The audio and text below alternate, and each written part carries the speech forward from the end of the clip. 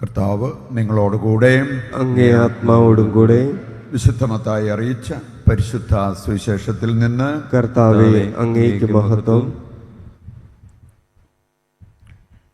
അധ്യായം 17, 10 മുതലുള്ള തിരുവചന ഭാഗം. മലയിൽ നിന്ന് ഇറങ്ങിപ്പോകുമ്പോൾ ശിഷ്യന്മാർ അവനോട് ചോദിച്ചു, ആദ്യം ഏലിയ വരണമെന്ന് നിയമജ്ഞർ പറയുന്നത് എന്തുകൊണ്ട്? അവൻ പറഞ്ഞു, ഏലിയ വന്ന് എല്ലാം പുനഃസ്ഥാപിക്കുക തന്നെ ചെയ്യും. എന്നാൽ ഞാൻ നിങ്ങളോട് പറയുന്നു, ഏലിയ വന്നു കഴിഞ്ഞു, എങ്കിലും അവർ അവനെ മനസ്സിലാക്കിയില്ല. തങ്ങൾക്കിഷ്ടമുള്ളതെല്ലാം അവർ അവനോട് ചെയ്തു. അതുപോലെ മനുഷ്യപുത്രനും അവരിൽ നിന്ന് പീഡകളേൽക്കാൻ പോകുന്നു. സ്നാപക യോഹന്നാനെ പറ്റിയാണ് അവൻ തങ്ങളോട് സംസാരിച്ചതെന്ന് അപ്പോൾ ശിഷ്യന്മാർക്ക് മനസ്സിലായി. കർത്താവിൻ്റെ സുവിശേഷം. ക്രിസ്തുവേ, അങ്ങേക്ക് സ്തുതി.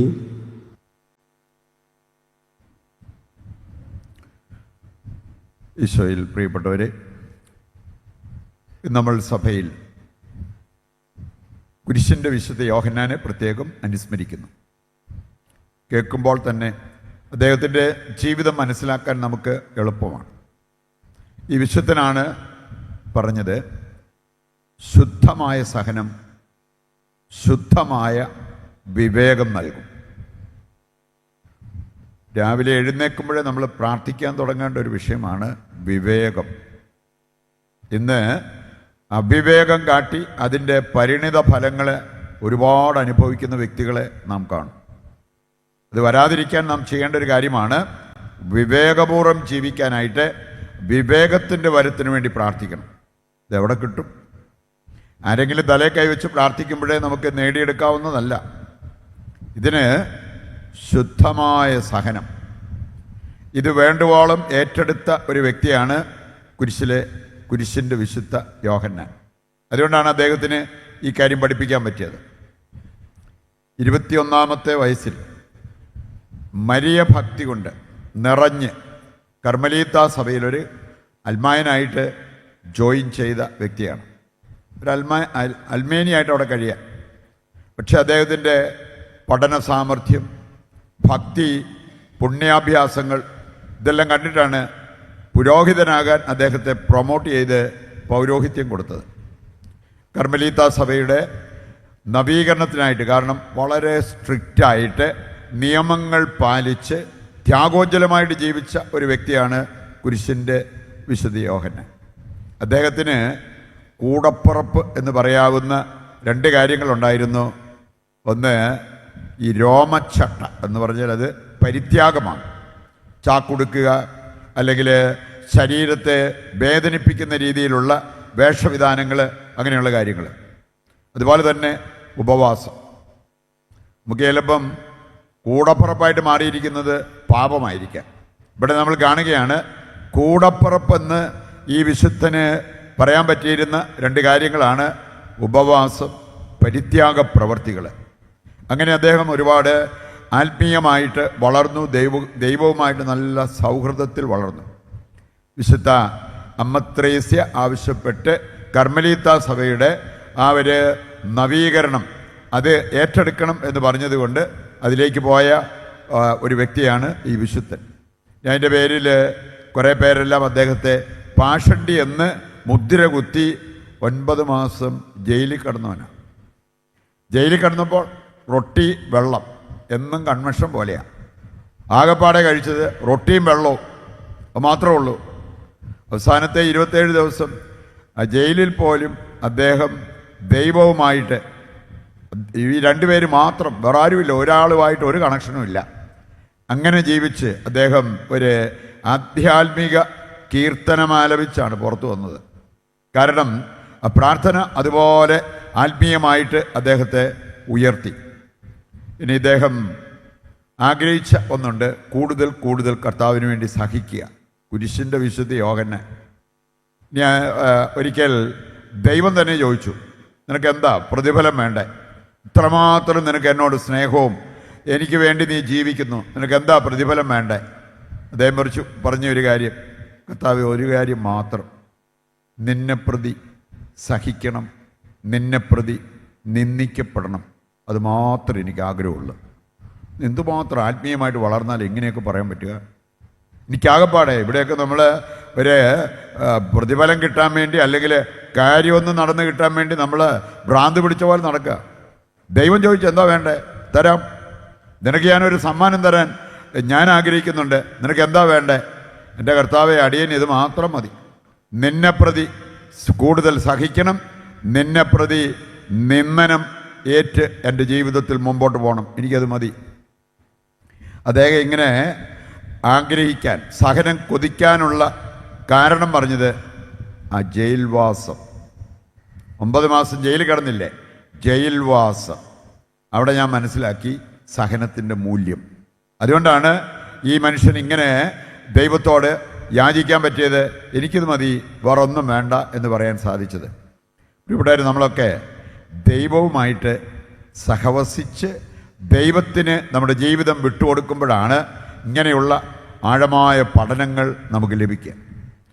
നമുക്കാണെങ്കിൽ സാധിക്കും, നിങ്ങൾ യൂട്യൂബ് വാച്ച് ചെയ്താൽ മതി. അതിനകത്ത് ഈ പ്രോഗ്രാമുകൾ, പല ടൈപ്പ് പ്രോഗ്രാമുണ്ട്, വചന ശുശ്രൂഷകളും ഇഷ്ടം പോലെയുണ്ട്. ഇനി അതിനകത്ത് നമുക്കാണെങ്കിൽ സാധിക്കും ഈ സഹനത്തെക്കുറിച്ചും അങ്ങനെയുള്ള കാര്യങ്ങളൊക്കെ പറയുമ്പം ആൾക്കാർക്ക് അത് വലിയ ഇൻടേക്ക് വളരെ കുറവാണ്. നിങ്ങൾ വേണേ നോക്കിക്ക്, ഒറ്റ മിനിറ്റിൽ അത്ഭുത വിടുതൽ, അതിൽ ലക്ഷക്കണക്കിന് ആൾക്കാർ കാണും. പോയാൽ ഇത്രയല്ല ഉള്ളോ. അപ്പം അതുകൊണ്ട് 1 മിനിറ്റിൻ്റെ കാര്യം, ഇത് കിട്ടിയാൽ വലിയ ലാഭമാണ്. ഇതാണ് നമ്മുടെയൊക്കെ ഈ കൺസ്യൂമറിസം, നമ്മുടെയൊക്കെ കാഴ്ചപ്പാട്. എന്നാൽ നമ്മൾ ഈ വിശുദ്ധനെ പോലെ വളരണമെങ്കിൽ എളുപ്പജീവിതമല്ല, സഹന ജീവിതം ഏറ്റെടുക്കാൻ നമ്മൾ തയ്യാറാകണം. അതിൻ്റെ മൂല്യം മനസ്സിലാക്കിയവർക്ക് അതിൻ്റെ പേരിൽ പരാതി പറയാനോ അയ്യോ എനിക്കിതൊന്നും വേണ്ടെന്നും പറഞ്ഞ് അതിൽ നിന്ന് ഓടി അകലാനോ അവർ നോക്കത്തില്ല. അത് നമ്മുടെ അനുഭവം കൊണ്ട് നമ്മൾ മനസ്സിലാക്കേണ്ടതല്ലാതെ ക്ലാസ് കേട്ട് അത് പഠിക്കാനായിട്ട് നമുക്ക് സാധിച്ചെന്ന് വരത്തില്ല. നമ്മൾ കണ്ടു ഏലിയാ പ്രവാചകൻ്റെ കാര്യം. ഏലിയായുമായി ബന്ധപ്പെട്ട കാര്യമാണ് ഇന്നത്തെ ആദ്യ വായനയിലും സുവിശേഷ ഭാഗത്തും നമ്മൾ കണ്ടത്. ഏലിയ പ്രവാചകൻ എന്തായിരുന്നു അവൻ്റെ ശക്തി? എത്ര പ്രാവശ്യം അഗ്നി ഇറക്കാൻ പറ്റി? അവൻ്റെ വാക്കുകൾ പന്തം പോലെ ജ്വലിച്ചു, അഗ്നി പോലെ അവൻ പ്രത്യക്ഷപ്പെട്ടു. ക്രിസ്തീയ ജീവിതം എങ്ങനെയായിരിക്കണമെന്ന് ദൈവം പറയാം. നമുക്കൊക്കെ നമ്മുടെ ചങ്കിലൊരു ജ്വലനം ഉണ്ടെങ്കിൽ നമ്മുടെ പാദങ്ങൾ കർത്താവിന് വേണ്ടി ചലിക്കത്തുള്ളൂ. അതുപോലെ തന്നെ നമ്മുടെ മനസ്സ് ദൈവരാജ്യത്തെ പ്രതി സഹനങ്ങൾ ഏറ്റെടുക്കാനും മറ്റുള്ളവരിൽ ദൈവ സാന്നിധ്യം കണ്ടുകൊണ്ട് അവരെ സ്നേഹിക്കാനൊക്കെ പറ്റത്തുള്ളൂ. അതിന് ഈ നമ്മുടെ ചങ്കിൽ ഈ ജ്വലനം, ദൈവത്തെ അറിയുമ്പോൾ, ദൈവവുമായിട്ട് സഹവസിക്കുമ്പോൾ നമുക്കുണ്ടാകുന്ന ആ ഒരു ജ്വലനം, അതാണ് നമുക്ക് ആവശ്യമായിട്ടുള്ളത്. അതിനുവേണ്ടിയാണ് നമ്മൾ പ്രാർത്ഥിക്കേണ്ടത്. എത്ര അത്ഭുതകരമായ കാര്യങ്ങൾ ഈ മനുഷ്യന് ചെയ്യാൻ പറ്റി. അതൊരു വശം. മറുവശത്ത് നോക്കിയാൽ നമുക്കാണെങ്കിൽ സാധിക്കും, ജസബല് അവൻ്റെ കഴുത്തറക്കാൻ വേണ്ടി നോക്കിയതാണ്. അപ്പോഴാണ് അവൾ പറഞ്ഞു 24 മണിക്കൂറിനകം അവൻ്റെ തല വെട്ടിയിരിക്കും. പക്ഷെ നമ്മൾ കാണുകയാണ് ദൈവം അവന് സന്ദേശം കൊടുത്തു, ഓടിക്കോ ഇവിടുന്ന്. ഈ മരുഭൂമിയിൽ ഞാൻ നിനക്ക് തന്ന ഈ അപ്പവും വെള്ളവും കഴിച്ചിട്ട് നീ ഓടിക്കോ. അങ്ങനെ 40 ദിനരാത്രങ്ങൾ അവൻ വേറെ ഭക്ഷണമൊന്നും കഴിക്കാതെ യാത്ര ചെയ്യുന്നത് കാണാൻ പറ്റും.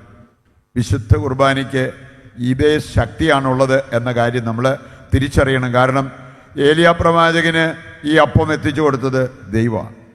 നമുക്ക് വിശുദ്ധ കുർബാനയിൽ കർത്താവിൻ്റെ ശരീരരക്തങ്ങൾ തരുന്ന ആരാ? ദൈവമാണ്. കിട്ടുന്നത് കർത്താവിൻ്റെ ശരീരരക്തങ്ങളാണെന്നുള്ള ബോധ്യം ഉണ്ടെങ്കിൽ, ആ വിശ്വാസത്തോടെ നമ്മളത് ഭക്ഷിച്ച് പാനം ചെയ്യുന്നെങ്കിൽ നമ്മുടെയൊക്കെ ശരീരത്തിനും മനസ്സിനും ആത്മാവിനും വേണ്ട സൗഖ്യവും ബലവും ജീവനും പകരുന്നത് നമുക്ക് കാണാൻ പറ്റും. അപ്പം അതുകൊണ്ട് വിശുദ്ധ കുർബാനയെ നമ്മൾ തിരിച്ചറിഞ്ഞ് വിശുദ്ധ കുർബാനയെ പ്രണയിച്ച് ജീവിക്കുന്നെങ്കിൽ ഏലിയാ പ്രവാചകനെ പോലെ നമുക്ക് ജ്വലിക്കാൻ പറ്റും. നമ്മുടെ വാക്കുകൾ പന്തം പോലെ ജ്വലിക്കുന്നത് നമുക്ക് കാണാൻ പറ്റും. ഇന്നത്തെ സുവിശേഷഭാഗത്ത് നമ്മൾ കണ്ടു, യേശു തന്നെ പറഞ്ഞൊരു കാര്യം, ഏലിയ വന്നു, നിങ്ങൾ അവനെ അംഗീകരിച്ചില്ല. ഏലിയ വന്നു കഴിഞ്ഞു. സ്നാപക യോഹന്നാനെ കുറിച്ചാണ് അവൻ പറഞ്ഞത്.